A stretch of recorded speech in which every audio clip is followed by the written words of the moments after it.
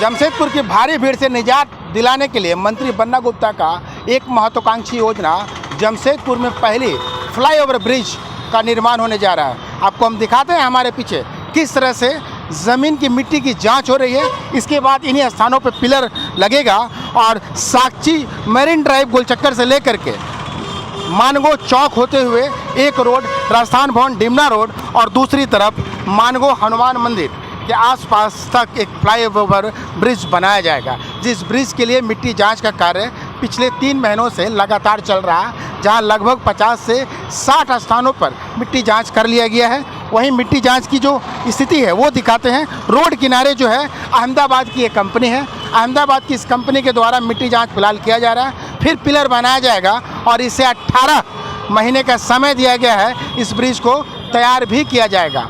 हम यहाँ के जो इंचार्ज हैं उनसे भी समझने का प्रयास करेंगे कि किस तरह से मिट्टी जांच कर रहे हैं। भैया आप लोग क्या काम कर रहे हैं? सॉइल इन्वेस्टिगेशन का काम कर रहे हैं। क्यों, क्या होगा?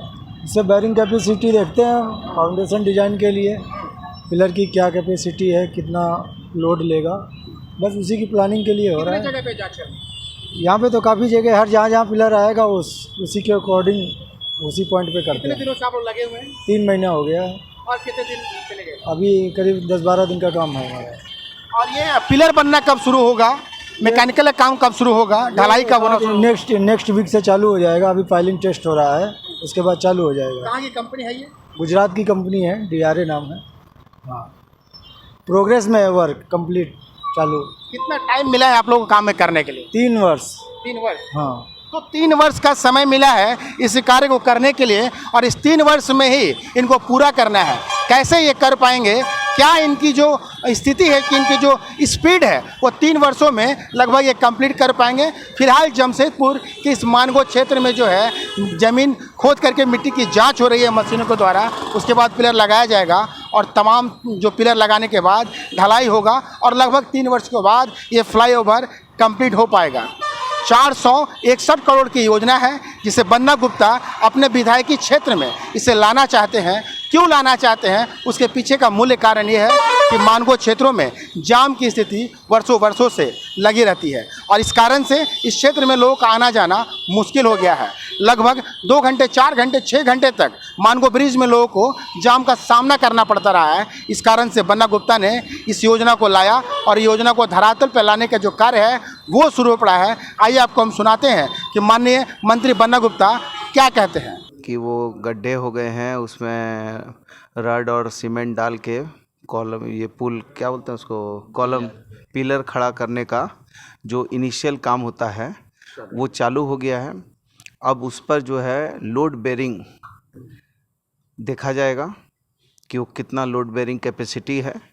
फिर वो लोड बेरिंग कैपेसिटी जैसी होती जाएगी, बस पिलर जो है बड़ी मशीन आके उसको खोद के जो है पिलर का काम चालू हो जाएगा। और मैं समझता हूँ कि ये मानगो के लोगों के लिए ये बहुत बड़ी एक उनका सपना था, उनकी योजना थी। और मैं समझता हूँ कि इसके बनने से मानगो के लोगों के लिए एक जीवन जीने में, उनके जो जीवन में आ रही लगातार कठिनाइयों से निजात मिलेगी और ये मील का पत्थर साबित होगा। खैर, बन्ना गुप्ता कुछ भी कह ले मगर ये बड़ा प्रोजेक्ट है और बड़े प्रोजेक्ट में बड़ा समय लगता है। अब देखने वाली बात है कि टाटा स्टील से अब तक इस फ्लाईओवर ब्रिज के लिए NOC नहीं ली गई है। पथ निर्माण विभाग जो है NOC के लिए पत्र भेज चुका है।